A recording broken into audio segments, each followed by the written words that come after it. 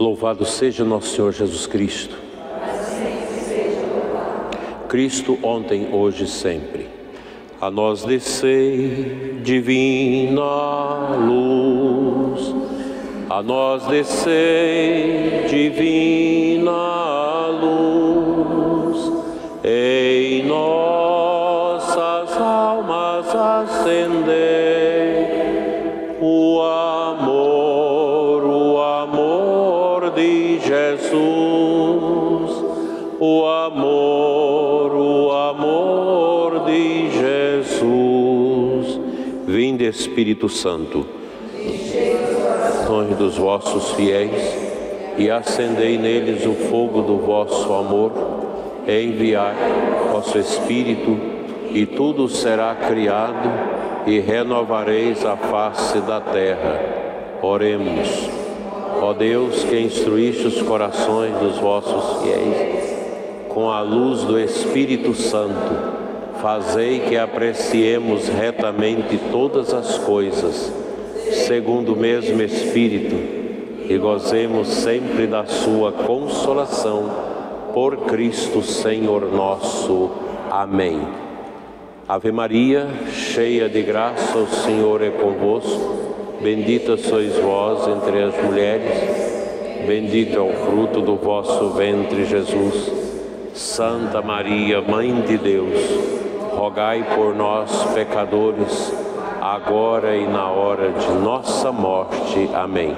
Nossa Senhora, Mãe da Igreja, São Vicente, São José e São Padre Pio, em nome do Pai, do Filho e do Espírito Santo. Amém. O que não corrige a liturgia na sua igreja, ele pagará diante de Deus no julgamento final. Daí a necessidade da gente estar corrigindo, orientando, não com bravura, com ignorância, não. A gente deve ir pontuando, corrigindo devagar, com paciência, para que todos possam chegar ao conhecimento da beleza da liturgia.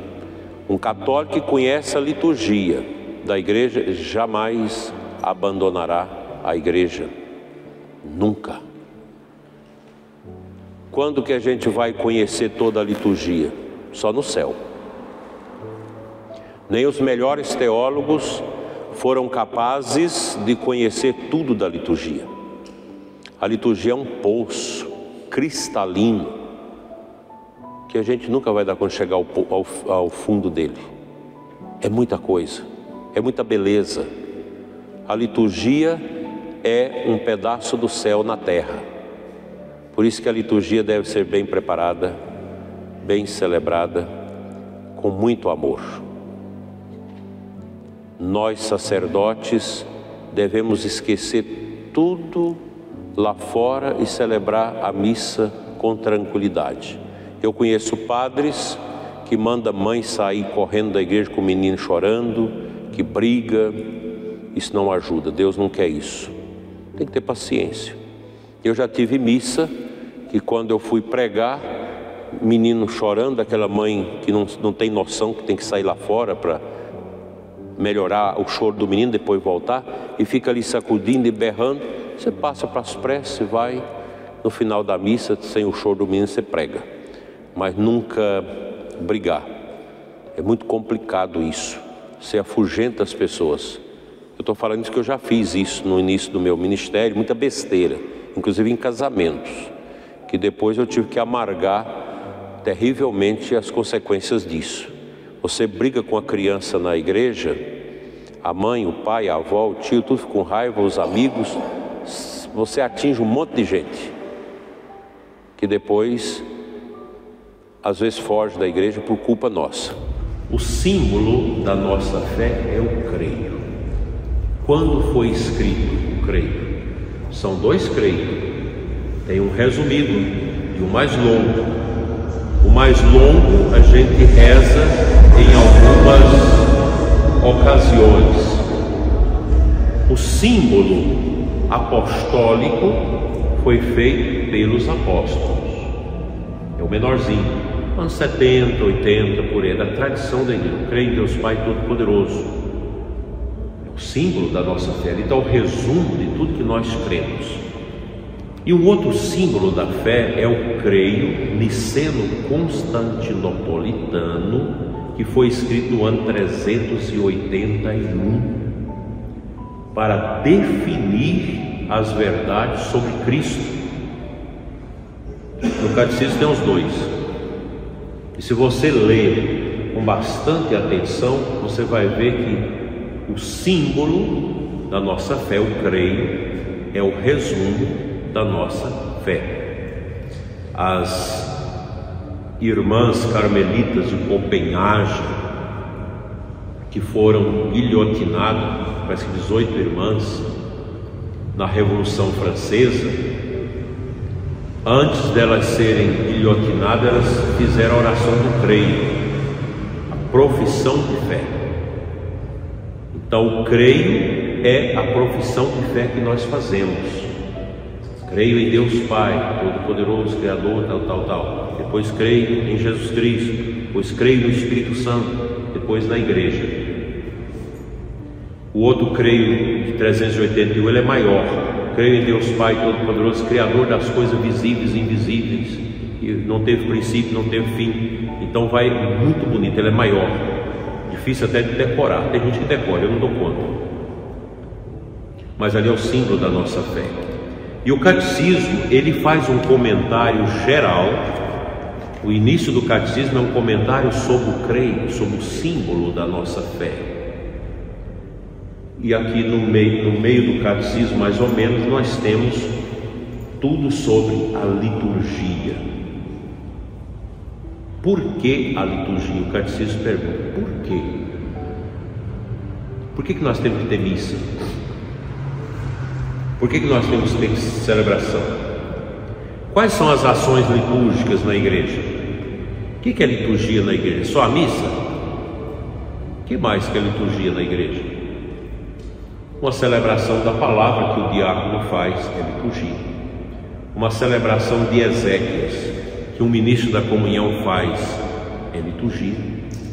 A celebração do batismo, do casamento, a unção dos enfermos. Quando eu atendo uma confissão, é uma celebração litúrgica. Que a gente precisava, quando você tem tempo, você faz uma confissão mais celebrativa. Você pode até citar um texto da palavra de Deus que faz parte da catequese, da liturgia. Então a ação litúrgica, ela é uma ação de quem? Quem que é o responsável da liturgia? Quem faz acontecer a liturgia? É Cristo. Na ação litúrgica é Cristo que age, não é mais ninguém, é Cristo que age. Na missa, age na pessoa do sacerdote. Olha que coisa impressionante. O padre faz as vezes de Cristo, presidindo a Assembleia do povo de Deus reunida para a Páscoa. A missa no domingo, para nós católicos, é a Páscoa semanal. A liturgia, ela é um mistério. É um mistério que a gente nunca vai compreender tudo nesse mundo. Agora, quando a gente morrer, você entrar na luz de Deus, aí você vai entender o que é a liturgia.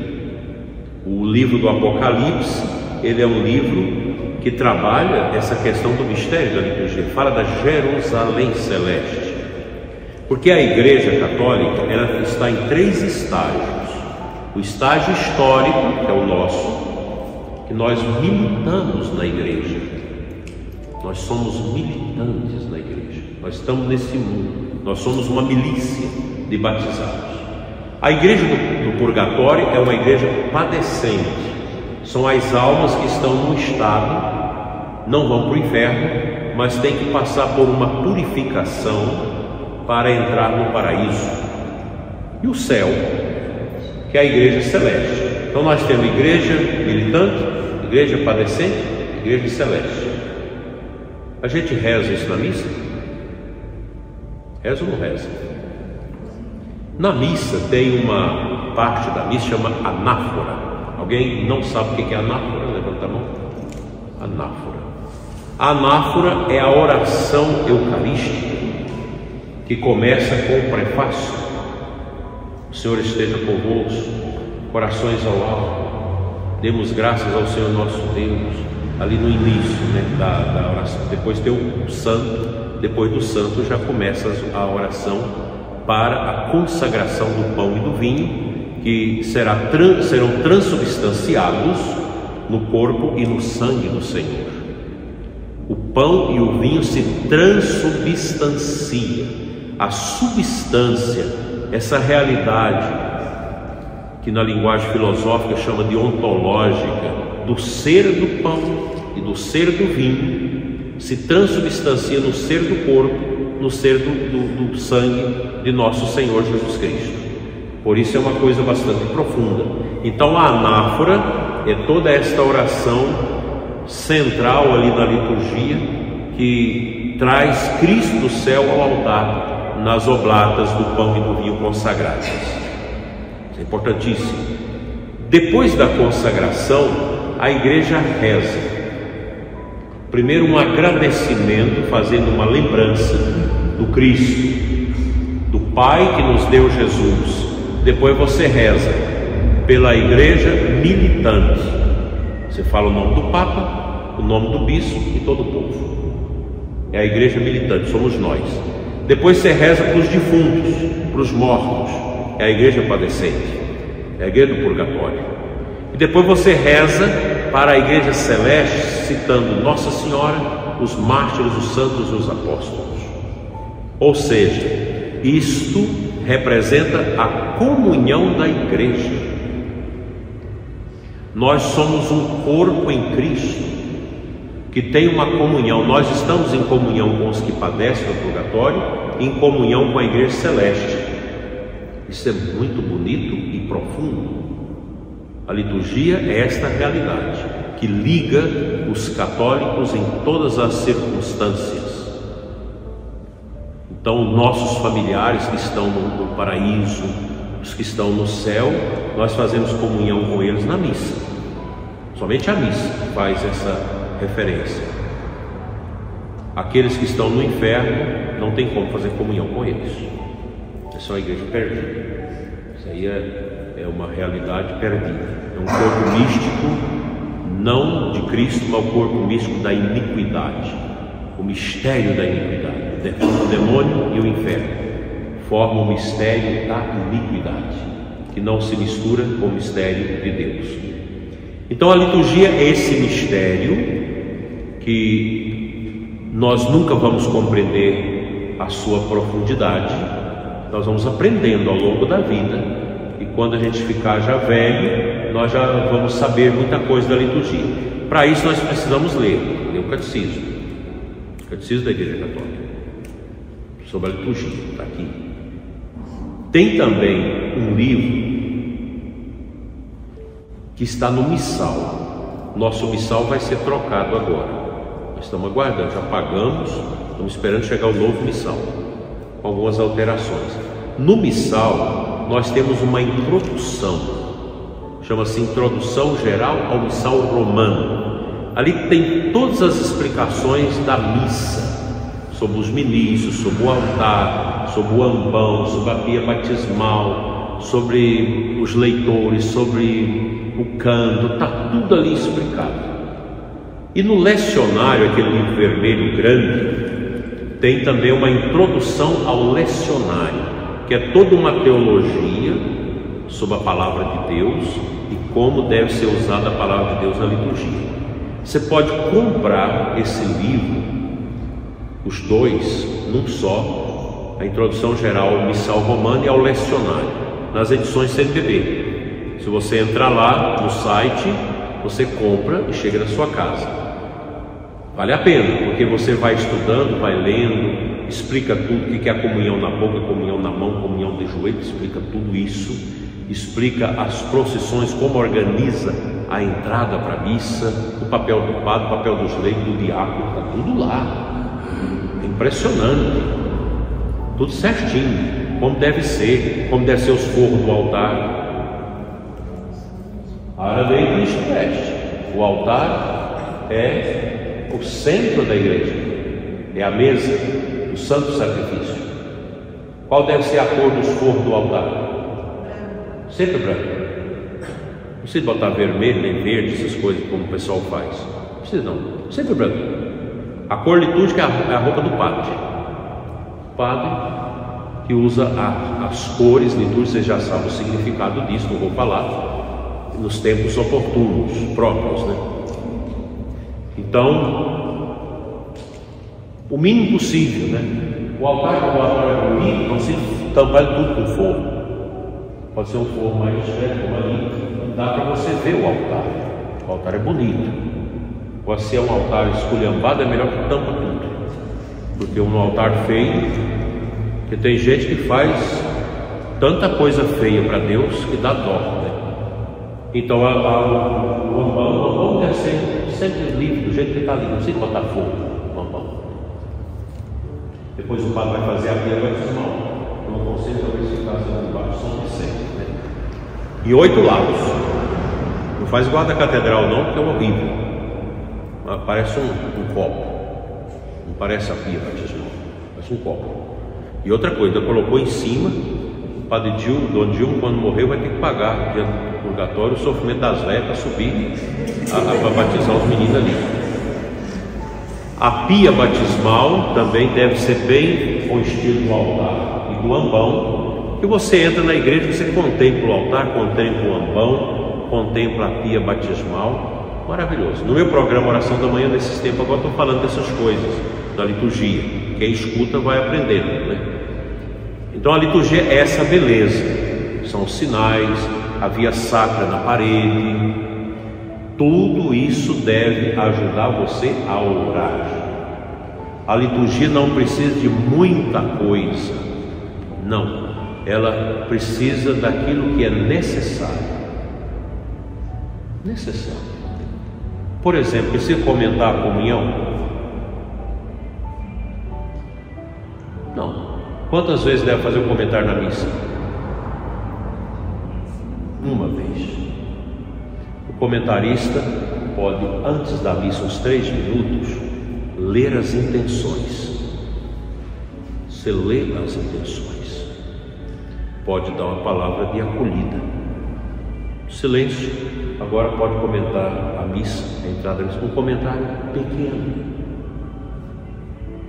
E aí a liturgia, ela deve falar por si mesmo. Antigamente, se ia ter uma ordenação, se comentava tudo, o óleo que punha na mão do padre, comentava aquela faixa que você coloca na mão do padre, comentava a ladainha. Era um comentário, aquilo enchia a paciência da gente. A liturgia, ela deve falar. A liturgia fala por si mesmo, o rito. Você segue o rito fala por si mesmo. Agora, quem quer aprofundar, tem que ler, e você vai saber o que o padre faz no altar, os panos, as alfaias que usa no altar, as orações secretas que o padre faz para purificar o cálice, que faz antes do cordeiro, aliás, depois do cordeiro, o padre faz uma oração silenciosa, pedindo a Deus para não lhe condenar se ele estiver indigno para comungar. Pede. Então são os gestos que tem dentro da liturgia que às vezes o povo nem sabe, mas é assim. A liturgia, ela é algo grandioso, é o cume, é o ápice da vida da paróquia. Tudo gira em torno da missa, tudo. Quem vai a esses lugares antigos aqui no Brasil, na Europa, você vê as igrejas clássicas antigas, que o povo gastava tudo para fazer uma igreja com torres bonitas, com todo ornamento de pedras dentro. Para quê? Para honrar nosso Senhor. O padre, quando usa os paramentos bonitos, limpos, não é para ele se aparecer, mas é para aparecer o esplendor da igreja. Quando você usa os castiçais bonitos no altar, o crucifixo, é para expressar o esplendor da igreja.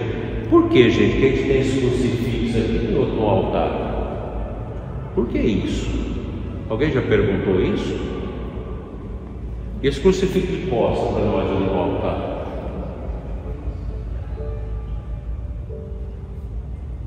Papa Bento mandou que fizesse isso, por uma questão de mística interior.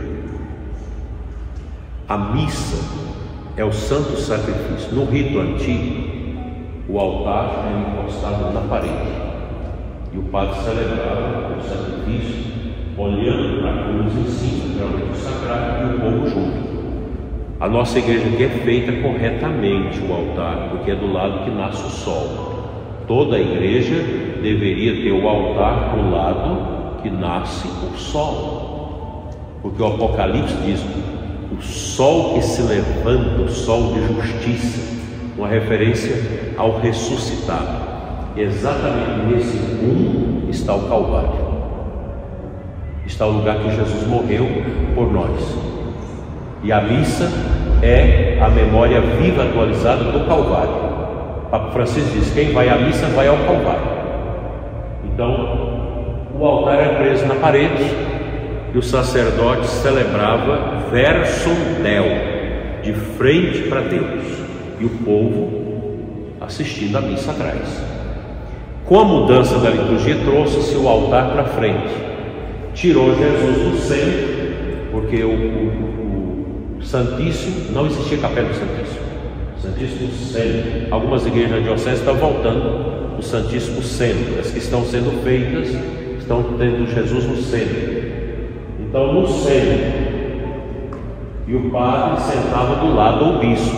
Aí tirou Jesus do centro e botou o padre e o bispo no lugar de Cristo e levou Jesus para a capela. Isso é a modalidade nova. Aí o Papa Bento falou: olha, põe a cruz no altar para dar o sentido do versus oriente. Então aquela cruz ali é para o padre. O padre celebra a consagração olhando para a cruz. Eu estou aqui no lugar de Cristo na cruz, e vocês olham para onde? A dos leigos, a do padre aqui. Tudo tem um sentido. Por que três degraus no altar? Não tem três aqui? Três degraus. Fé, esperança e caridade. São as três virtudes teologais que eu subo pensando nela: fé, esperança e caridade. É o que deve governar o coração do padre e de quem sobe com ele ao altar. Fé, esperança e caridade. No mundo nós teremos fé, esperança e caridade. No céu não haverá fé nem esperança, somente o amor. Porque eu tenho fé nesse amor, eu espero por esse amor. Quando eu estiver no amor, quando eu estiver mergulhado em Deus, todos nós juntos em Deus, não há mais fé, porque nós estaremos com Deus. Não haverá mais esperança, porque nós já chegamos na reta final. Por isso essas três virtudes, elas são teologais e máximas. São as máximas virtudes. São as máximas. E essa referência dos três degraus é isso. O conjunto do espaço sagrado, nós estamos dentro de um espaço sagrado. O espaço sagrado é o lugar onde nós vamos viver o silêncio, onde nós vamos viver os atos de piedade, de oração, onde nós vamos celebrar. Geralmente as igrejas têm esse formato abaulado, tá vendo? Na catedral também tem, quase todas as igrejas têm. O que significa isso? Por que tem que ser arredondado assim? Nunca pensaram isso?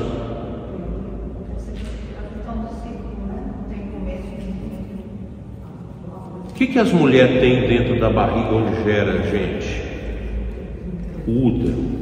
O útero tem um fundo. Isso recorda o útero divino. E aqui, dentro do útero divino, Deus nos gera pela Eucaristia.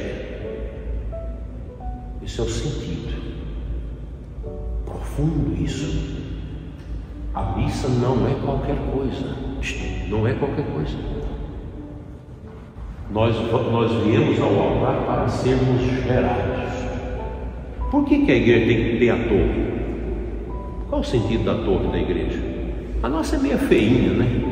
Mas tem a torre. Qual o sentido da torre? Nós somos gerados no útero divino, na Eucaristia, nós comemos a Eucaristia, nós escutamos a palavra, nós somos gerados aqui para a eternidade. A torre é para apontar o céu. O cristão entra aqui, é gerado pelos sacramentos para a eternidade. Tudo da igreja é um sentido. A torre da igreja é para isso. É para lembrar que nós estamos com os pés na terra, mas o nosso coração está em Deus. Corações ao alto, demos graças ao Senhor nosso Deus. A oração da anáfora começa com essa palavra do Padre, corações ao alto. Agora nós vamos começar a anáfora para a consagração. Por isso que na consagração a gente ajoelha. Quem não dá conta não ajoelha, porque Cristo virá do céu sobre o pão e o vinho. Lembra que o padre faz uma coisa assim com as mãos? E depois abençoa o pão e o vinho. Aquilo ali chama-se epíclese. Epíclese é uma invocação ao Espírito Santo para que ele venha. É o Espírito que traz Jesus ao pão e ao vinho consagrados. É o mistério. Ali está a presença real no corpo, sangue, alma e divindade de Cristo. Daí a importância do altar. O altar. Por que a pia batismal ali dá sentido? Se a gente colocar a pia, você nasce ali para Deus. Aqui você escuta a palavra. Aqui você come o pão do céu para a sua salvação. E ali você adora. É o conjunto, a harmonia. Por isso que a pia, ela tem que ser de 8 lados. Muitas igrejas vão ver a pia batismal tem 8 lados. Ela é oitavada. Também a torre da igreja geralmente se faz uma cúpula oitavada. São 8. Conta de um domingo ao outro, quantos dias dá? Quantos dias dá? Do domingo ao sábado, 7. No outro domingo, 8. Então o 8 significa a ressurreição. O primeiro domingo é a criação divina. O segundo domingo é a salvação divina dos que foram criados. Por isso o número 8 na igreja é perfeição. É Cristo ressuscitado. É o novo éon. Cristo ressuscitado. Quando eu vou ser batizado, na pia batismal oitavada, significa que você está entrando no mistério de Cristo. Romanos 6,3. Não sabeis que sois mergulhados na paixão, na morte e na ressurreição de Cristo pelo batismo? É uma passagem forte, dura. E ali você é batizado. E veja, quem é batizado é chamado a escutar a palavra, porque a palavra de Deus é que vai dar o segmento da minha espiritualidade, do meu crescimento. E a Eucaristia vai me alimentar. Eu como o corpo e o sangue de Cristo. Se você recebe só a hóstia, é a mesma coisa. Na hóstia está o Cristo, em corpo, sangue, alma e divindade. Não precisa comungar o corpo, o pão e o vinho. Basta comungar a hóstia, que já é todo o mistério de Cristo. E Jesus quis ficar conosco, por isso a gente tem adoração o Santíssimo, a beleza da adoração ao Santíssimo. Isso é o mundo da igreja, o espaço sagrado. Você contemplar isso. A igreja precisa ter um átrio. O que é o átrio da igreja? O nosso aqui, nós temos, pequeno, mas temos. É aquele espaço depois da porta. Qual o significado das 3 portas da igreja? Alguém sabe? Não. a Santíssima Trindade. Qual é a porta que representa Cristo? A de entrada. Eu sou a porta das ovelhas. Quem entrar por mim será salvo. Então a porta central, ela representa Cristo. Na catedral vocês podem ver que tem as 3 portas na entrada, mas a maior é Cristo. Aqui eu acho que quem fez não pensou nisso, elas são do mesmo tamanho, mas geralmente você dá um tamanhozinho maior na central, porque na liturgia Cristo é o maior. Não é o Pai que age na liturgia, é Cristo. O Espírito colabora, mas é Cristo que age na liturgia. E a liturgia, a missa, é uma oferenda no Espírito ao Pai. Que hora que a gente faz isso? Naquela oração chamada doxologia. Vocês conhecem essa oração? A doxologia? É onde o amém deve ser mais forte. Por Cristo, com Cristo e em Cristo, a vós, Deus Pai Todo-Poderoso, na unidade do Espírito Santo, toda honra e toda glória, agora e para sempre. E vocês? Amém. Pronto. Veja, o pão e o vinho, o sacerdote o mostra a Deus e ao povo. Que hora que eu mostro o pão e o vinho a Deus? Na hora da oferenda. Bendito sejais, eu estou oferecendo a hóstia. Vocês não vê a hóstia, está deitada na patente. O cálice, ofereça ao Pai. Que hora que eu mostro a hóstia ao povo?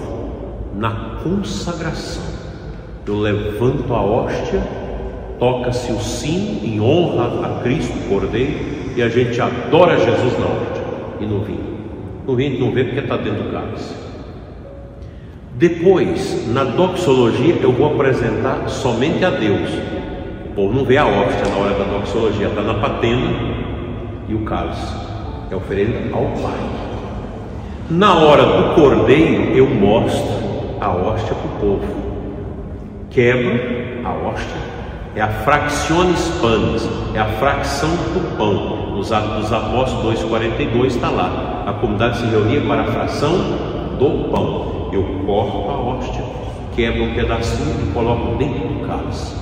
Ali o padre reza uma pequena oração secreta sobre a união do corpo e do sangue de Cristo.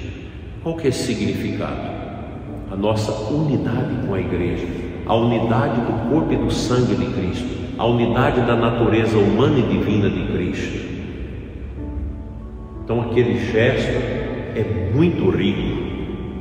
Aí eu mostro a hóstia para vocês. Felizes os convidados para a ceia do Senhor. A gente mostra a hóstia partida. Eu não estou mostrando para Deus, não, é Deus que eu estou mostrando para vocês. Aí vocês faz. Felizes os convidados para a ceia do Senhor. Eis o Cordeiro de Deus que tira o pecado do mundo. O que vocês vão dizer? Senhor, eu não sou digno que entreis em minha morada. Vai dizer uma palavra e sereis salvos. Quem falou isso na Bíblia? O centurião do templo chamado Jairo, que a filha estava a morrer, e ele correu atrás de Jesus. E ele falou: Senhor, eu não sou digno que entre na minha casa. Dizei uma só palavra e minha filha ficará curada. E Jesus foi lá e chegou, ela já estava curada. É assim, porque as coisas da liturgia estão sempre ligadas à palavra. Tudo ligado à palavra. Se vocês que comentam a missa der uma olhada no lecionário, ali em cima da palavra, lá tem antífona de entrada. Você olha, às vezes tem nesse folhetinho, nessa liturgia diária, tem. Geralmente é um salmo ou uma frase de um santo ou da tradição, que é uma frase que vai dar o sentido para a liturgia. Maravilhoso isso. Lá depois da comunhão tem uma antífona após a comunhão, que às vezes nós não precisamos cantar canto de ação de graças. Não há necessidade, canta se quiser, mas uma coisa bem suave, uma alma de Cristo, uma coisa assim, bem suave. Mas pode ser silêncio, pode ser, o padre pode rezar aquela antífona. A liturgia o mais despojada possível, os cantos o mais baixo possível, para que todo mundo cante, os instrumentos o mais baixo possível. E cuidado com os cantos. Na missa lá na Capela São Pedro de São Paulo, cantou-se um cântico, que foi o primeiro canto que cantaram na minha primeira missa de bispo. E não é um canto da igreja, ele é um canto protestante, bonito, mas por falta de conhecimento, às vezes as pessoas cantam porque viu na missa do padre tal na televisão cantando. Então não é um canto litúrgico. Fico feliz em vir em tua casa, é bonito, mas é da igreja pentecostal Deus é Amor, não é nosso. Todos vocês que cantam devem aprender aqueles cantos antigos da missa. Eu tenho uma missa, tenho 2 missas de cantos dentro de mim. Quando eu vou para as roças, não tem ninguém para cantar, eu canto.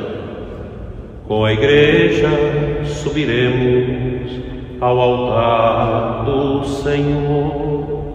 Toda a igreja que está para o encontro com Deus, Ele mesmo marcou para nós, filhos seus. Esse é um canto estritamente de entrada, perfeito. Ou então pode ser aquele outro: ó Pai, somos nós o povo eleito, que Cristo veio reunir. Olha o sentido: ó Pai, nós somos o povo eleito, que Cristo veio reunir. Um canto perfeito de entrada, perfeito. É uma reza, é algo profundo. Nós não podemos trazer os cantos do grupo carismático para dentro da liturgia, que não dá certo. Por quê? Porque os cantos da renovação são cantos querigmáticos, e o canto da liturgia é um canto litúrgico. O canto querigmático é para você, e o canto litúrgico é para nós. Ó Pai, somos nós o povo eleito. Lá na carismática: passa por aqui, Senhor, passa por... ó Senhor, lá, lá, lá. Fica sempre em mim, Senhor, em mim. Jesus, eu te amo, Jesus, eu te adoro. Isso é um canto querigmático. O canto litúrgico precisa ter a dimensão comunitária. Dimensão comunitária. Por isso que é difícil. Eu me lembro uma vez, uma senhora muito piedosa compôs uma missa, trouxe os cantos para mim, da entrada até o fim. Falei: filha, não tem nada a ver com liturgia, infelizmente. São cantos querigmáticos para o grupo de oração, porque o canto litúrgico precisa ter a teologia, a fundamentação bíblica e a liturgia juntos. É muito difícil compor um canto litúrgico, não é fácil. Não é fácil, porque ele precisa unir a dimensão da liturgia com a palavra de Deus e com a tradição da igreja. Por isso não é fácil. Não atreva qualquer um de vocês querer fazer canto litúrgico sem estudar. Não funciona. Você pega o canto de comunhão da Páscoa: e quando amanhecer o dia eterno, a plena visão, ressurgiremos, nós, ao plural, ressurgiremos por crer nesta vida escondida no pão, antes da morte. Aqui que ele está fazendo, tá? Lá na Bíblia, antes da morte constituiu a Eucaristia, e depois a teologia, o céu, a Eucaristia que me leva ao céu. É um canto perfeito. Isso é um canto perfeito. Tanto que eu escolhi para o canto de comunhão da minha missa de morte. É um canto de comunhão perfeito, pascal, muito bonito. Olha um canto para a hora da aspersão. Nós quase não estamos fazendo mais aspersão no ato penitencial. A gente precisa retomar o ato penitencial com aspersão. O padre faz a motivação, todo mundo pede perdão e a gente joga a água benta. Como demora um pouco, às vezes fica assim meio acanhado. Banhados em Cristo, somos nova criatura. As coisas antigas já se passaram, somos nascidos de novo. Aleluia, aleluia, aleluia. Você repete, porque isso não é mantra, isso é um refrão orante. Perfeito, perfeito. Aí eu preciso cantar os cantos sempre modificado, criativo? Não. Na missa antiga se cantava o mesmo Kyrie, o mesmo Glória, o mesmo Adoro te devote depois da comunhão. Séculos. Mesmo canto. Você pode cantar durante a Quaresma os mesmos cantos, durante a Páscoa os mesmos cantos. Do Pai Nosso não é o mesmo? É o mesmo. Por que os cantos têm que mudar? Todo domingo tem que mudar os cantos. É que liturgia todo domingo tem que mudar os cantos. Não precisa, gente. Tempo comum agora, vamos cantar durante 8 domingos esses cantos aqui, maravilhosos. Pronto, o povo aprende, todo mundo canta. Está entendendo isso, gente?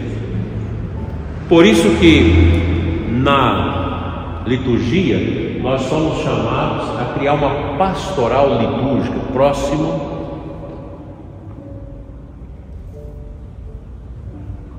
Olha aí, o lugar da liturgia na igreja. Vamos ler juntos? Vamos partir de uma constatação. Nenhuma comunidade cristã vive sem a celebração da liturgia. Por isso a liturgia é fonte de estudo das atividades da comunidade da igreja. A comunidade dos batizados se fortalece na celebração da liturgia.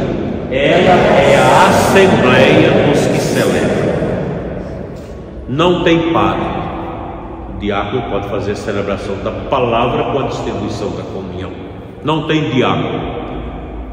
Um ministro da comunhão pode distribuir a comunhão e outro faz o ministro da palavra. Você faz a celebração sem a consagração, é claro. Segue o esquema, as leituras, pode fazer uma homiliazinha. E Deus vai abençoando, Deus vai curando a comunidade com a liturgia. A liturgia é essa ação. Quem que age na liturgia? Cristo. É o Senhor Jesus que age na liturgia, na força do Espírito. E a liturgia toda ela é direcionada ao Pai. Quando vocês veem aquele livro grosso no altar, o missal, lembra? O missal. Ali estão condensadas as mais profundas orações dos 2000 anos da igreja. Orações lá do 1º, 2º, 3º século. Quando o padre fala oremos, no início da missa, você fala oremos, tem que dar uma bacada de silêncio aqui. Para quê? Para todo mundo colocar a sua intenção. E depois você reza.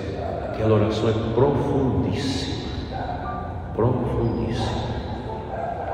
Pois a palavra de Deus, vocês imaginam organizar a palavra de Deus para todos os dias na liturgia e no ofício das leituras, que é a liturgia das horas, as orações que a gente tem de madrugada, manhã, 9 horas, meio-dia, 15 horas, 18 horas e à noite.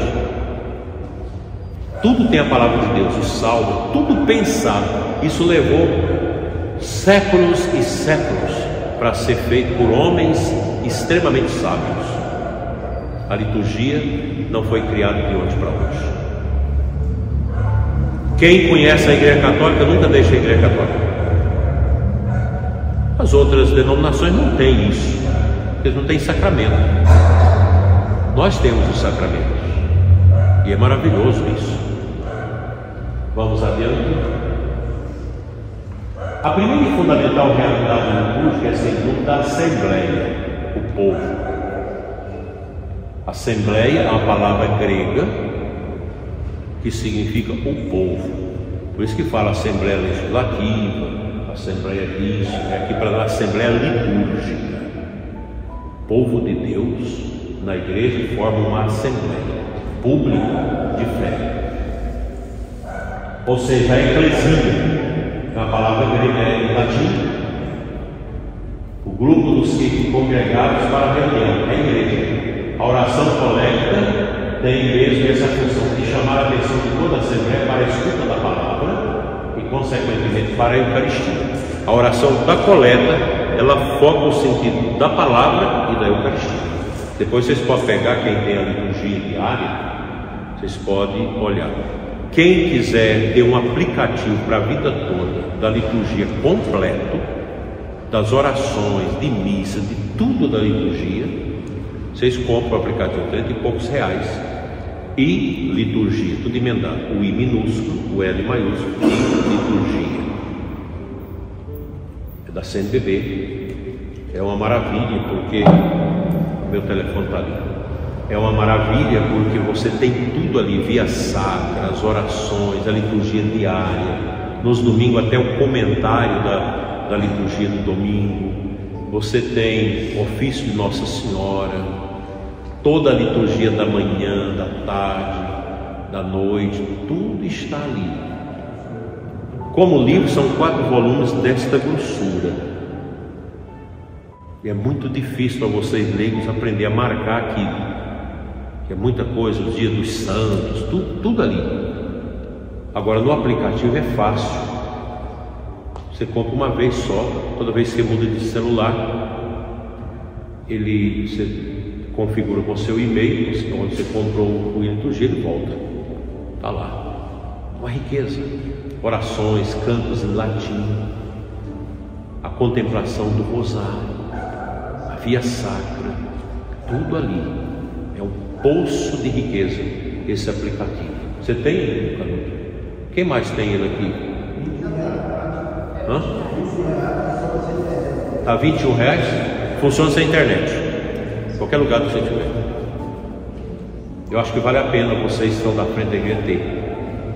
Eu quero rezar a oração que o Papa rezou. Vai lá em Laudos, oração das vésperas, oração das completas. Vai lá. A oração das completas é à noite, a oração menor. Tem um salmo, tem um hino. Os hinos são sempre hinos da tradição da igreja. Vale a pena. Eu acho que os leigos têm direito de ter essa riqueza da liturgia nas suas mãos. Você deixa de comprar alguma coisa aí, compra esse aplicativo que vai te seguir a vida toda. Muito bom, não é bom, Canuto? Pois é. Vamos adiante. O que é a pastoral litúrgica? A pastoral litúrgica é o modo de organizar a comunidade, visando a formação litúrgica, a preparação da Ibernetos Unidos e a realização das celebrações. Tem que ser organizada a liturgia. Vocês imaginam uma Semana Santa sem organizar? Seria um desastre. Você imagina a vigília de Páscoa sem preparar, sem ensaiar? Meu Deus do céu, preparando já dá tanta dor de cabeça. Agora é sempre preciso ter um batismo na liturgia da vida. Se não tem adulto, batiza uma criança, para dar o sentido batismal da vigília, que a vigília é batismal. Você não precisa fazer todos os batismos da paróquia na vigília, você faz até 5, os outros você faz no domingo de Páscoa. Maravilhoso. E nós estamos agora, a igreja no Brasil está trabalhando a questão da iniciação cristã dos adultos. Você tem os adultos, que aumentou muito agora os adultos para batizar. Então você não pode batizar um adulto sem que ele seja crismado e possa receber a comunhão no mesmo dia.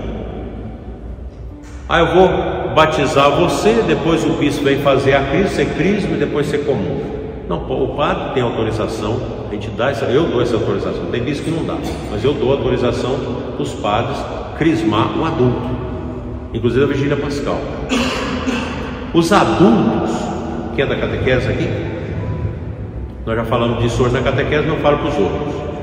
Você prepara o adulto para ser batizado na Páscoa.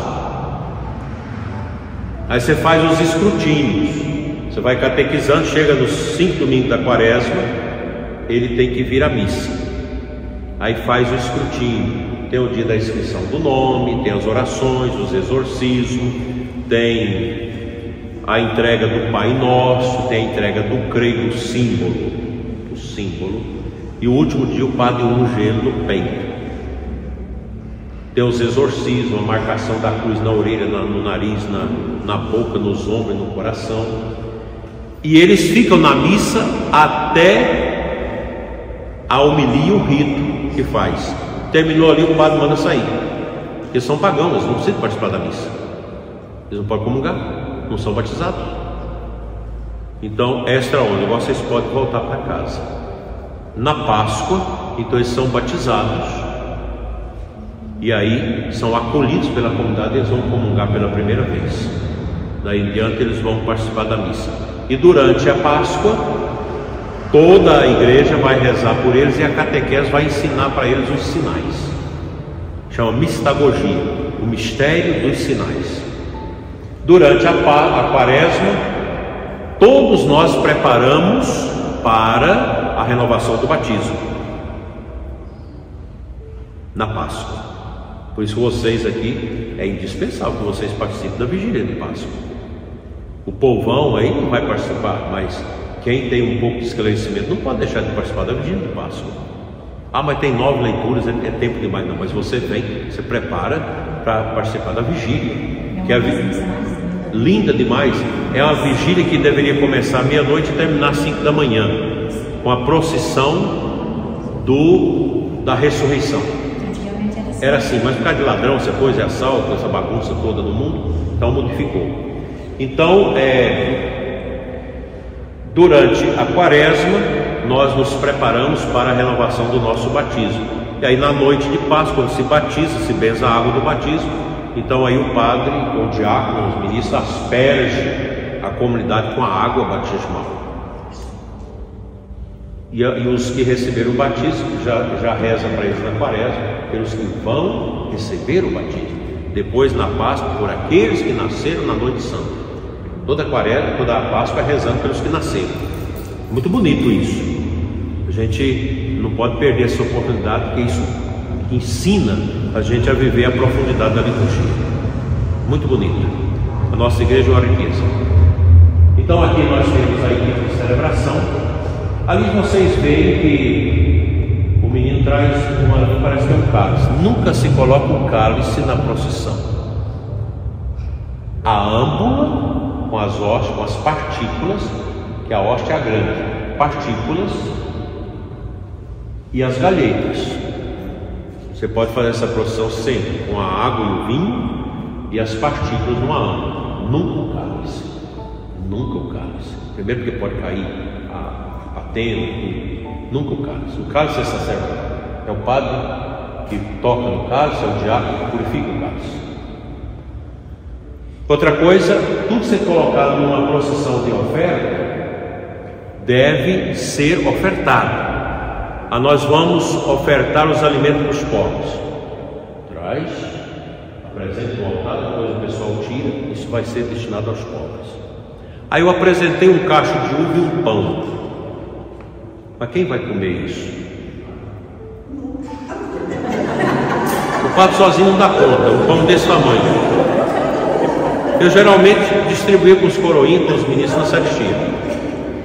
Hoje é a primeira comunhão, vai entrar a Bíblia, entra a Bíblia, que é minha, do padre, entra o catecismo, que é da coordenação da catequese. Isso não é ofertório, porque depois do ofertório vai devolver a Bíblia para mim e o catecismo para a dona do catecismo. Então eu posso ofertar catecismo, que eu vou sortear um catecismo. Eu posso ofertar a Bíblia, que será sorteada para alguém. Tudo que você traz aqui precisa ser consumido. Nós temos essas manias, às vezes, de entrar com coisas, trazer coisas que não são ofertas. O melhor mesmo, se vai ter oferta, o pão, e o vinho e a água. E o pessoal que vai fazer a coleta vem atrás, trazendo. Isso é o melhor. Adianta. Organizar toda a liturgia que acontece em uma comunidade, por isso é o papel das funções da pastoral. Por isso é preciso organizar a pastoral litúrgica em equipes. A segunda função é a formação, em 2 níveis: a daqueles que fazem parte da pastoral litúrgica e de toda a comunidade. A terceira função é a preparação propriamente dita das celebrações. A liturgia precisa ser organizada. Os cantores, por exemplo, hoje é fácil, porque vocês, quem é do canto aí, levanta a mão. O pessoal do canto, já todo mundo tem o zap, você faz um grupo do canto. Você escolher uma música litúrgica que ninguém conhece, você passa para todos, eles vão aprendendo em casa. Você faz um ensaio para acertar, facilita muito. Mas aonde eu vou achar música litúrgica? No site da Diocese tem um pouco, no site da Arquidiocese de Goiânia tem muito, um arcabouço de músicas litúrgicas, e em sites confiáveis. Você olha o canto, você já sabe se ele é litúrgico ou não. Nós vamos cantar o canto de saída. Morreu o coordenador de uma pastoral, então o padre fez uma missa de corpo presente. Então o canto de saída: segura na mão de Deus e vá, segura na mão de Deus. Não é um canto litúrgico, porque ele não é católico. Não é católico, não. Se as águas do mar, não é católico. Você não vai cantar um canto que não é católico. Isso é baixa estima. Nós temos 2000 anos. Nós temos cânticos desde o início da igreja. Kyrie eleison. Conhece? Christe eleison. Kyrie eleison. Que língua é essa? Não. Grego. Isso é da igreja grega do 1º século, lá do tempo dos apóstolos. O apóstolo que fundou a igreja lá na Grécia já cantava isso, chegou até nós. Nós perdemos muitos cantos, canto dos salmos. Adoro-te, devote, lalare, em latim. Adoro-te como um devoto. É um canto que pode ser cantado na comunhão, está aí no liturgia, ou depois da comunhão. Quem compôs? Santo Tomás de Aquino, no século XIII. Discutir com Santo Tomás de Aquino é perda de tempo, que é um dos maiores teólogos e filósofos da igreja. Olha lá. Ou outro, aquele que o santo sacramento, que é o próprio Cristo Jesus, também santo, tudo indica que é de Santo Tomás. E o da adoração ao Santíssimo? Qual que é o da adoração ao Santíssimo? Tão sublime sacramento. Quem que é o autor? Santo Tomás. Ele escreveu muito sobre a Eucaristia. Maravilha. Então nós temos uma riqueza. Para que você vai pegar coisa de outros grupos que não tem nada a ver conosco? Não tem nada a ver. Depois vocês precisam aprender também a escutar os cantos da tradição da igreja, os cantos gregorianos, que é lá do século IV, V, VI. Tem aí na internet cantos gregorianos, esses cantos só de voz, é mais lindo do mundo, nos mosteiros. Gregoriano porque o Papa Gregório Magno que escreveu esses cantos lá no século VI, VII. Então nós não podemos ser uma comunidade de baixa estima. E tem que ter autoestima. Nossos cantos. Veja, organizar a liturgia, A formação em 2 níveis, as equipes de ser formadas e o povo. Nem sempre é fácil fazer isso. Às vezes o padre pode usar da homilia para dar uma formaçãozinha, ou no final da missa pode usar 3 minutos para falar sobre a adoração, sobre a resposta na missa, sobre o silêncio, sobre a participação, chegar antes da missa começar. Você pode usar esses momentos para dar essas instruções, ajuda muito. A formação das equipes e a formação do povo. A diocese tem uma equipe diocesana, não sei se já deram formação aqui, nossa equipe diocesana. Eu já participei. Você já participou. Então, a gente precisa de uma formação à tarde, formação no sábado, sobre como preparar bem a missa. Eles vêm e ajudam. E a gente vai estudando essas coisas na liturgia. Tem muita coisa boa na internet que dá para a gente estudar. Vai adiante. Eu estou terminando, não dá para ir até o fim. A equipe de liturgia é o coração e a ponta de lança do trabalho da pastoral litúrgica. Sua principal função é a coordenação dessa pastoral. Precisa ter alguém responsável por toda a liturgia, para passar cantos, para lembrar da Semana Santa, que a gente precisa preparar com 3 meses, 2 meses antes, distribuir as funções. Precisa ler o rito do sábado santo à noite, preparar bem, senão sai tudo errado. O canto do Exulto, lembra do canto do Exulto? Exulte os anjos triunfantes. Esse canto é do 3º século, 3º, 4º século. Ali fala da cera virgem da abelha. Hoje nós não temos mais o cílio da cera, né? Só algumas empresas colocam um pouquinho de cera no meio da parafina para dar um sentido, né? Mas o cílio antigo era feito só com cera de abelha, porque as abelhas, elas representam no trabalho delas, na organização delas, a comunidade organizada. Então a igreja é uma colmeia, onde se organiza a fé, se organiza a pregação, se organiza a liturgia. Então essa equipe precisa. Então 3 pontos principais da função da liturgia, à luz da Sacrosanto Concílio, que é o documento do Vaticano II sobre a liturgia. Vamos lá. Primeiro, vamos ler?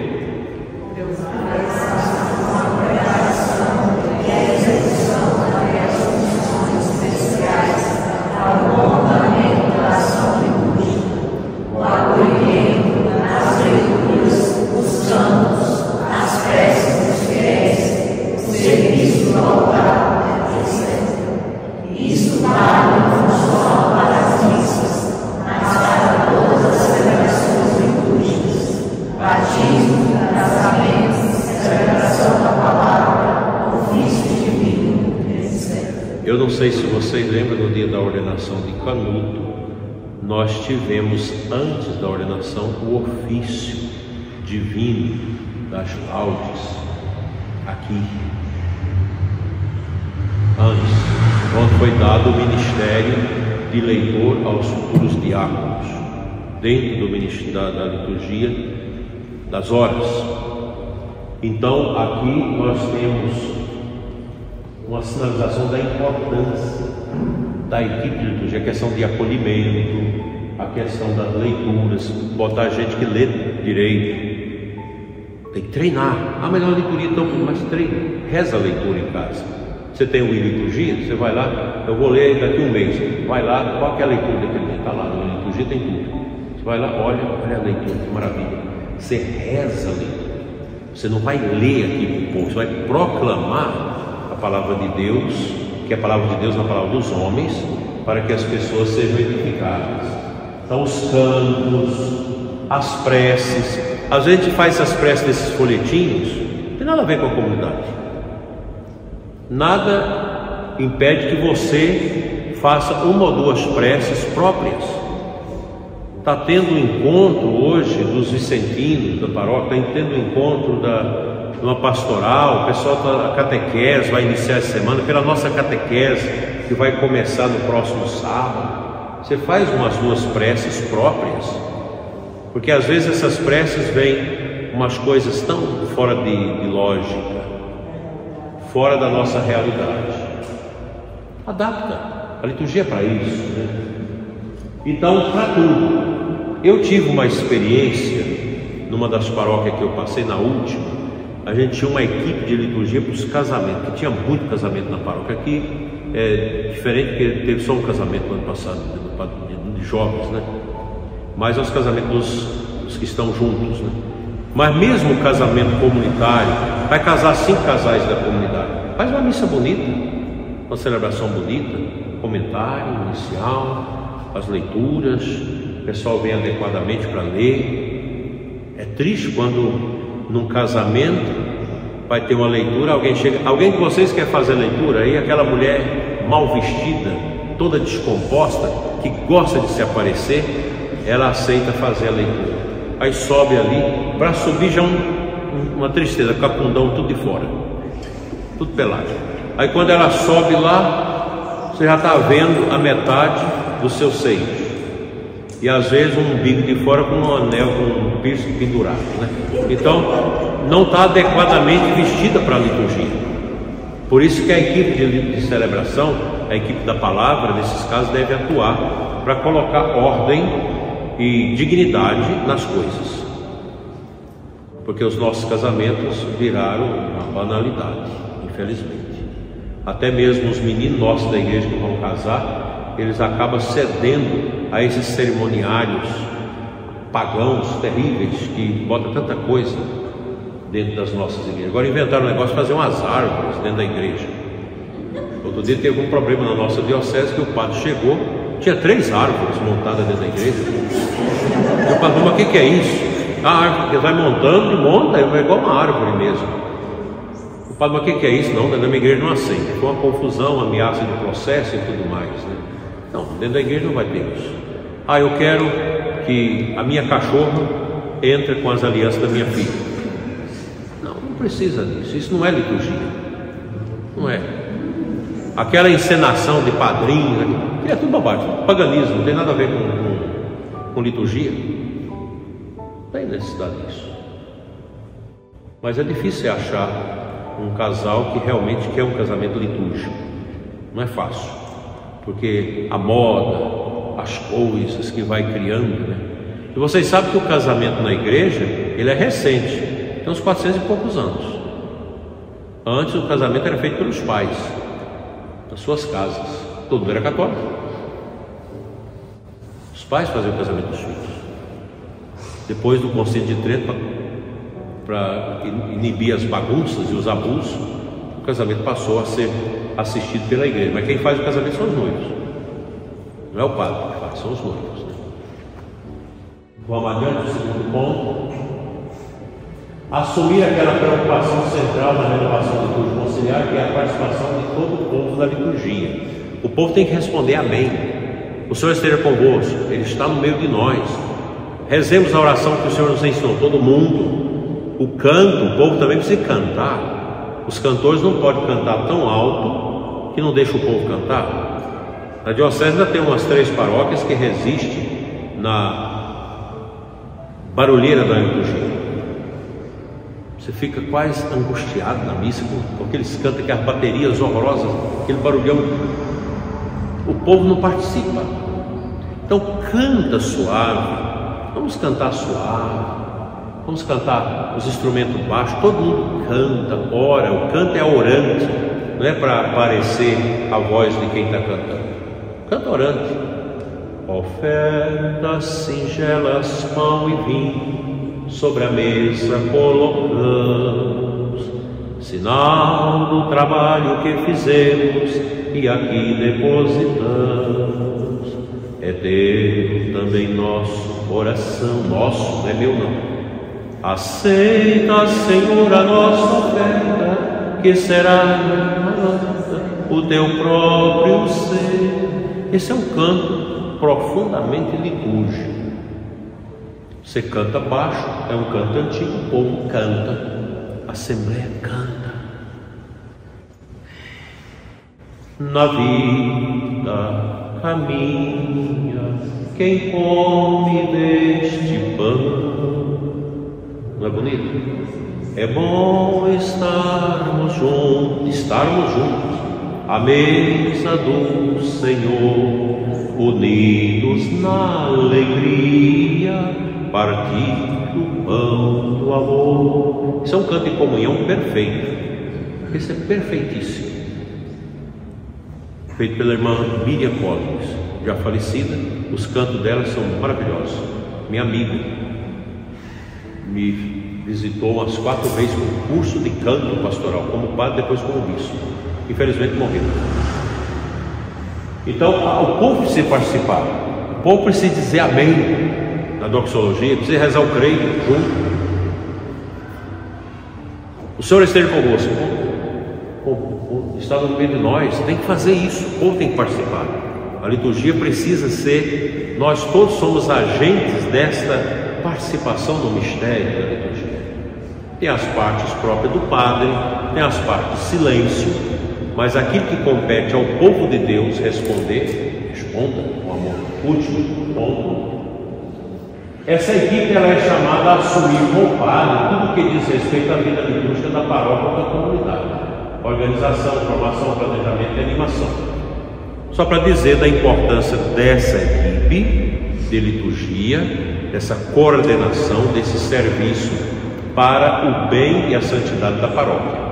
A liturgia é o coração da paróquia, e uma liturgia bem organizada, que sempre presidida pelo pároco, é que santifica o povo de Deus. E aqui, tanto para mim quanto para o padre Marcos, a gente tem que ter muita paciência com os erros, sobretudo evitar chamar atenção na hora da celebração, nunca fazer isso. Se tem alguma coisa, corrige depois. A paciência, porque tem dia que o padre, o bispo, todos nós somos humanos. A gente tem dia que você não está bem. Vocês não é assim? Tem dia que você não está bem. Você reza, mas você não está bem. Tem alguma coisa dentro da gente, às vezes nem a gente sabe. Então, mas na liturgia tem que ter paciência, muita paciência. Eu, por exemplo, vocês nunca vão ver eu brigar com ninguém na liturgia. Nada. Não vou brigar. Mandar parar o canto, não. Então daí, deixa eu perguntar. Agora deixa as perguntas. Na hora de... Você vem aqui, pergunta, vem cá. Senão não sai da gravação. Não, eu queria saber se na hora do Pai Nosso e do creio, se as comentaristas respondem ou deixam a Assembleia só responder. Não, se é uma missa sobretudo transmitida, eu acho que não tem problema a comentarista rezar, mas de maneira que a voz dela não tampa a voz do povo. Na hora do Pai Nosso, que jeito que eu devo ficar? Com as mãos erguidas? Pode ser? Com as mãos postas? Pode ser. Porque no missal fala que o padre que deve estar com as mãos erguidas. Aqui no Brasil o povo aprendeu. Como não tem nada que proíbe, não há necessidade. Tem mais alguma pergunta?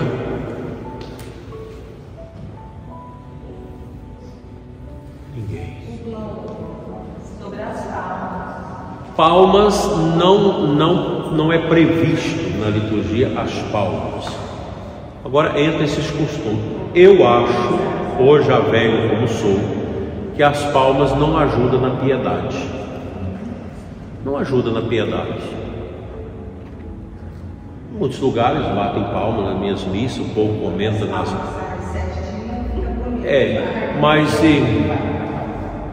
a irmã Miriam falava no amém da doxologia, até que você pode fazer uma coisa assim, um gesto mais forte.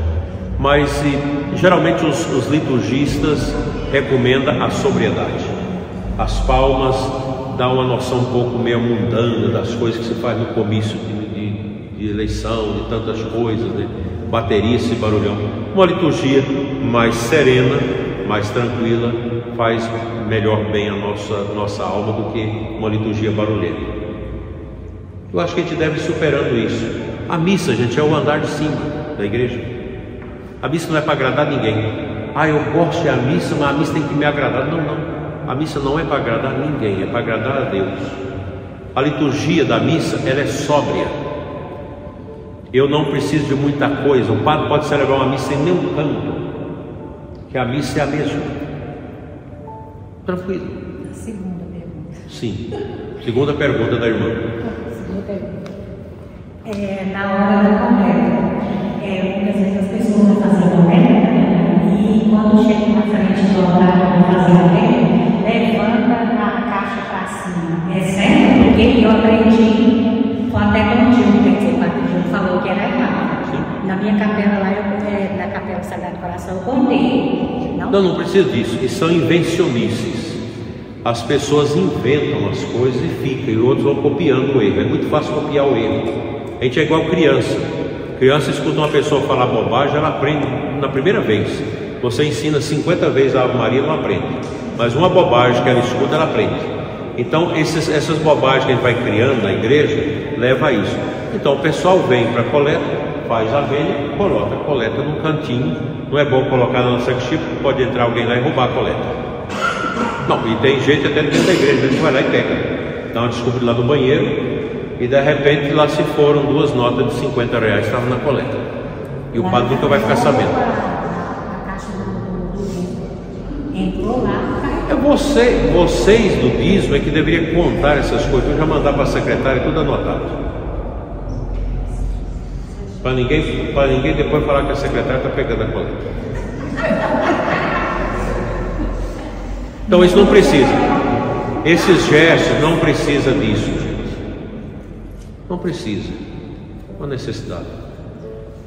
Vem aqui para poder sair na filmagem.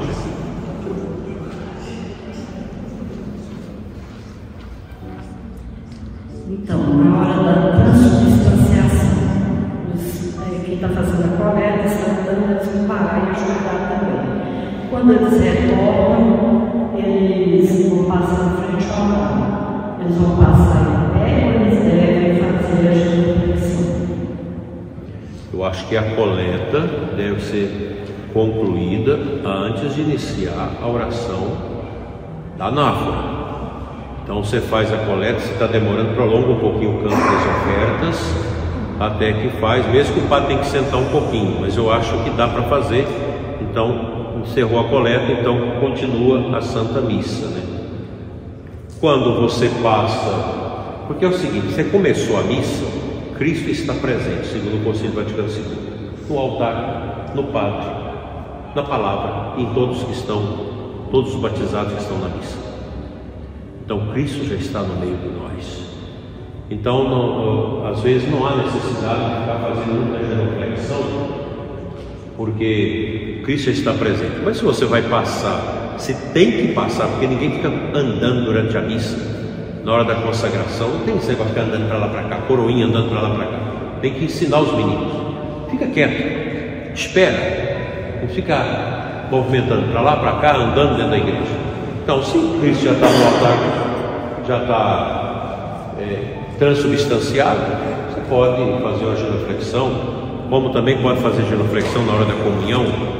A igreja recomenda que na hora da comunhão você tenha um gesto de respeito à Eucaristia. Muita gente inclina antes de comungar, às vezes tem 2 na frente, ele já ajoelha, não precisa ajoelhar na hora que vai comungar, fazer genuflexão. A menos quem comunga de joelho, tem toda a liberdade de comungar de joelho, eu até acho bom, porque é sinal de um respeito maior à Eucaristia. As pessoas que comungam ajoelhadas podem fazer isso perfeitamente, porque a banalização de comunhão na mão, isso é recente. Isso começou aí com um negócio sanitário e ficou. E eu já vi na televisão 5 pessoas de uma seita roubando 5 hóstias nas mãos do cardeal de São Paulo. Dona Comunhão pegava aqui e fazia que levar na boca e colocar no bolso, para levar para a sessão de descarrego, para provar que Cristo não está na hóstia. Então a comunhão na boca ela é mais segura. Eu geralmente dou a comunhão na boca. Só se a pessoa brigar comigo e quer comungar na mão, tudo bem, eu dou. Mas se não briga, eu dou na boca, porque é mais seguro. Porque nós cremos na presença real de Jesus na hóstia. Quem não crê, dá a comunhão de qualquer jeito. O respeito à Eucaristia. Comunga, volta para o seu banco, faça ação de graça em silêncio. É o maior momento nosso na igreja, a comunhão eucarística. Mas 2 perguntas só para nós encerrarmos, porque já tem gente olhando o relógio. Quanto à vestimenta, a igreja sempre prezou pela modéstia da vestimenta e da palavra e do pensamento. Porque não adianta nada eu venho bem vestido para mim se eu tenho a boca porca, com piada indecente, piada pornográfica, piada com o nome de Deus. Que modéstia você tem que falar. Então nós precisamos entender que a modéstia no vestir também ajuda a piedade e a santidade do povo de Deus. Com esse feminismo louco que entrou no mundo, então as mulheres passaram a imitar os homens até mesmo nas roupas. Então minha mãe sempre falava, tem que ter a roupa de ver Deus, a roupa da missa, a roupa santa, piedosa, né? Porque muitas pessoas vêm com muito sem decoro para a missa, às vezes atrapalha até a gente. É complicado isso. Nós precisamos ter esse pensamento. A mulher de Deus e o homem de Deus tem uma característica também na expressão do seu corpo.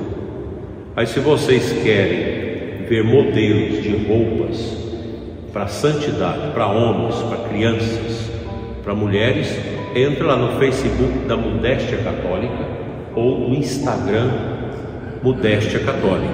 Você vai ter lá 10 mil modelos de roupa que uma mulher vestida com aquele tipo de vestimenta, nenhum homem vai olhar para ela com malícia. Mas você sobe com a calça bem apertada para fazer a leitura, os homens, infelizmente, às vezes vão olhar naquele lugar que não podia, porque é a tentação da carne.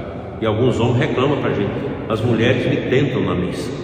Outro dia mesmo me falou, eu tive que mudar 2 lugares da missa. Eu tenho uma mulher tão mal vestida, com as costas de fora, com a calça tão apertada, mostrando todas as curvas. Eu saí, fui para um lugar, veio outra pior que aquela. Eu tive que sair para o canto. Então você quer, vai logo para os primeiros bancos, porque você não vê isso. Então acho que a gente tem que ter esse bom senso. Ah, mas isso é conservadorismo, isso é ser atrasado. Não, gente, é agradar a Deus. Agradar a Deus. Nossa Senhora nunca viria assim como vocês para a missa? Nunca. Porque são os tempos que nós estamos vivendo. E nós temos muitas famílias que estão voltando a esses valores. As crianças, tudo direitinho, né? Ah, porque a criança pode vir pelado para a missa? Não. Você já ensina a criança. Olha, o Papai do Céu vai nos receber bem arrumados, bem direitinhos. Era assim no passado. Bagunçou tudo de 60 anos para cá. Com essa bagunça que foi entrando no mundo, que hoje a gente tem dificuldade de corrigir isso. Infelizmente tem sacerdotes que não servem de modelo para ninguém. Esses padres com essas roupas esquisitas aí na televisão, não agrada a Deus, não. Não agrada mesmo. Vocês achariam bonito eu chegar aqui para celebrar com vocês de calça jeans, de tênis e uma camisa gola polo? Bispo, vocês acham que seria bonito isso? Vocês concordariam com isso? Não, é bem esquisito. Mas vocês são leigos batizados que vêm para receber Jesus. Então você deve perguntar: Senhor, que jeito o Senhor me quer na tua casa? Pergunta, reza. O Senhor for falar: não, vocês estão proibidos de vir desse jeito. Tem um padre da diocese que está afrontando para não querer que as ministras da comunhão usem a saia. Padre, agora já mandei por escrito para ele: enquanto eu estiver aqui, eu quero que os ministros da comunhão, as mulheres, vestidas de mulheres, com a sua saia bonita. Ontem, por exemplo, ela estava tão bonita, né?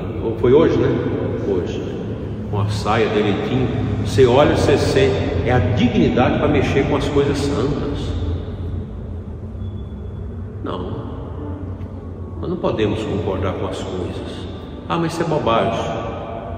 Bom, outro bispo que vier depois de mim vai achar que tudo isso é bobagem, eu tenho certeza, vai dar valor a nada, nem a Sempre de Jericó, nem da adoração do Santíssimo, não vai ter nada disso, vocês fazem de qualquer jeito, isso de qualquer jeito. Eu tenho certeza que depois de mim vai vir assim. Mas enquanto eu estiver, eu quero que a gente agrade a Deus. Acho que é a tarefa minha, dos padres, agradar a Deus e ajudar o povo a agradar a Deus. Ensinar as crianças, ensinar os adolescentes a modéstia, o agradar a Deus com o corpo. Nesse tempo do culto ao corpo, eu sei que é difícil, mas se vocês que é da igreja, vai mudando.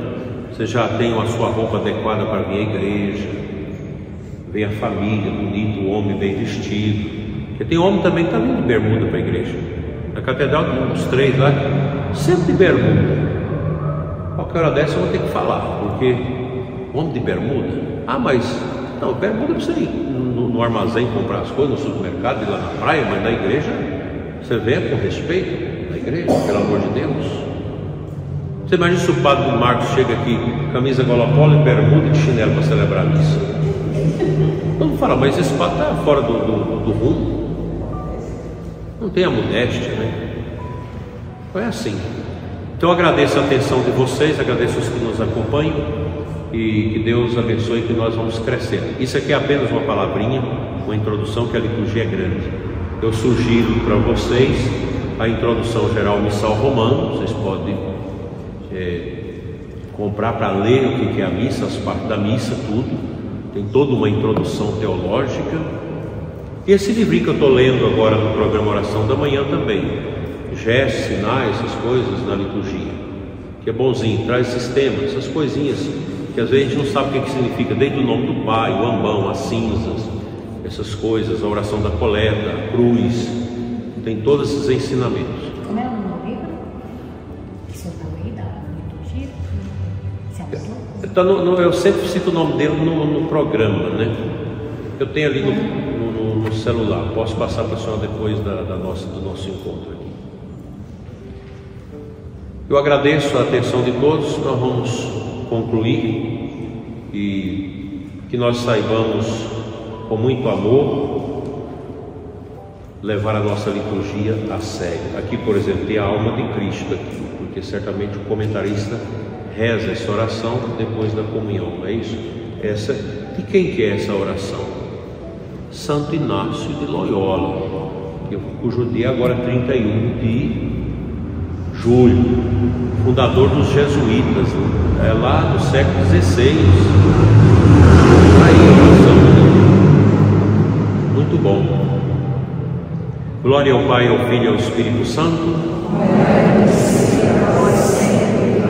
O Senhor esteja convosco. Pela intercessão de Nossa Senhora, São Vicente e São Padre Pio, seja abençoada a noite de vocês em nome do Pai, do Filho e do Espírito Santo. No final da vida tenhamos todos uma morte santa. Até amanhã, numa das missas.